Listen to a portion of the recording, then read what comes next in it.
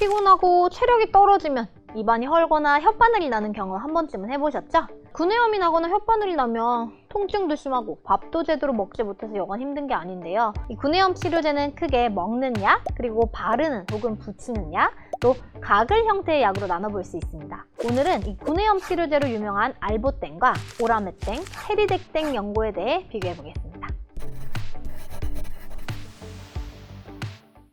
먼저 알보땡의 경우 이 바르는 즉시 찾아오는 엄청난 고통으로 유명한 약이죠. 이 알보땡액의 성분은 폴리크레질렌 성분입니다.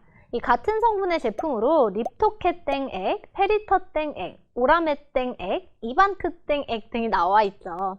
자, 이 폴리크레질렌 성분은 매우 강력한 살균 소독제입니다. 자, 실제로 이 gram 음성 양성 박테리아와 진균에도 작용하는 것으로 알려져 있는데요. 이 폴리크레질렌은 매우 강한 산성 물질입니다. 그래서 바르면 너무 아픈 거죠. 그럼 이거 오히려 더 입안에 상처를 내는 거 아니야? 이렇게 생각하실 수 있는데요.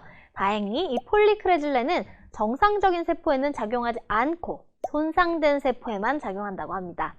자, 그래서 통증을 일으키는 염증 조직들, 괴사한 세포들을 화학적으로 화상을 입혀서 말 그대로 지져 없애버리고 이 정상 점막 조직의 재생을 도와주는 역할을 통해 구내염 치료에 사용되는 거죠. 하지만 아무리 정상 조직에는 영향을 주지 않는다고 해도 이 구내염이 없는 다른 부위나 특히 치아에 약액이 닿는 것은 피하는 것이 좋은데요. 이 치아 겉표면인 범랑질은 산성에 매우 약하기 때문에 이 알보땡액이 닿는 경우 치아가 상할 수 있어요. 그래서 이 사용 시에는 치아에 닿지 않게 할 뿐 아니라 사용 후에는 입을 잘 헹궈주는 것도 중요하겠습니다. 사용은 환부를 잘 건조시킨 다음 면봉으로 알보땡액을 콕 찍어서 이 환부에 바르시면 되는데요. 그리고 바르고 난 후에 10초 동안은 약액 바른 부위에 침이 닿지 않도록 해줘야 합니다. 이때 통증이 너무 심하다면 알보땡 1대 정제수 5의 비율로 희석을 해서 사용하는 것도 한 방법이 됩니다. 이런 알보땡액의 경우는 보통 한 군데 정도 심하지 않은 구내염에 사용하시는 걸 추천드려요.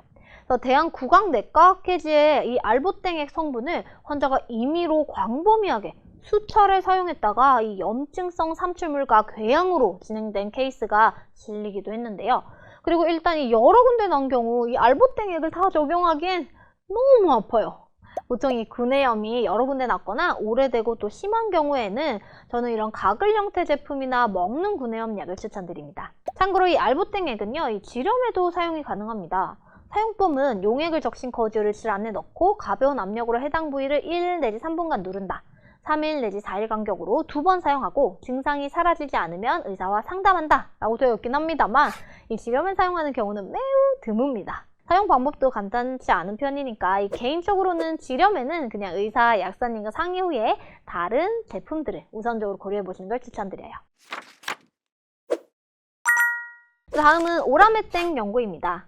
최근에는 다른 성분이지만 같은 스테로이드 계열의 페리덱땡 연고도 많이 찾으시는데요. 아니 스테로이드요? 라고 반문하시는 분들 많아요. 오라메땡 연고는 트리암시놀론 아세토니드라는 성분의 스테로이드 성분이에요. 이 스테로이드는 잘 아시는 것처럼 강력한 항염증 작용을 갖고 있어서 미란 또는 궤양을 수반하는 난치성 구내염 및 설염에 적응증을 갖고 있죠. 참고로 이 페리덱땡 연고의 경우 이 덱사메타손 성분의 스테로이드를 함유하고 있는데요. 이 스테로이드 강도는 오라메땡 연고의 성분이 더 강합니다. 스테로이드 성분이면 안 좋은 거 아니에요? 라고 하실 수 있는데요. 너무 과량을 바르거나 장기로 사용하지 않는다면 약 일주일 정도 국소로만 사용하시는 경우에는 큰 전신부작용 걱정은 없습니다. 다만 입안이나 주변에 이 바이러스성 포진이나 화농성 염증이 있는 경우 또 이 백태가 심하게 끼는 등 이 곰팡이균 감염이 의심되는 경우에는 사용해서는 안 됩니다. 이 두 연고제제들은 식사 후 그리고 자기 전에 사용하는 것을 권장드리는데요. 아무래도 삼켜서 전신으로 흡수되는 것을 최소화하고 환부에 오래 머물게 하는 것이 좋기 때문이죠. 또 입안에 침이 너무 많은 경우에도 이 환부에 잘 안 발리니까요. 침을 삼킨 후에 살짝 발라주시면 되겠죠. 자, 이 연고들은 일주일 이상 사용을 하지 않는 것이 좋고요. 또 연고를 일주일이나 발랐는데도 차도가 없었다면 다른 원인이 있을 수 있기 때문에 일단은 다시 상담을 받아보실 필요가 있겠습니다. 자, 오늘은 구내염에 쓰이는 대표적인 두 외용제 알보땡과 오라메땡 그리고 페리덱땡 연고에 대해 알아보았는데요. 자, 구내염은 잘못된 양치 습관이나 교정기, 유지장치, 틀니 등의 보철기구에 의한 외상, 또 영양소 결핍, 치약이나 가글의 잦은 사용, 면역력 저하, 자극적인 음식 등이 원인이 될 수 있습니다. 그래서 이 구내염이 나면 단순히 약으로 증상 치료에만 신경 쓸 것이 아니라 기본적으로는 입안에 상처를 나게 하는 원인은 없는지 확인하면서 영양소 부족이나 체력과 면역력이 저하되지 않도록 건강관리가 필요하다는 사실 잊지 마세요. 그럼 지금까지 김정은 약사였습니다. 오늘 더 건강하세요.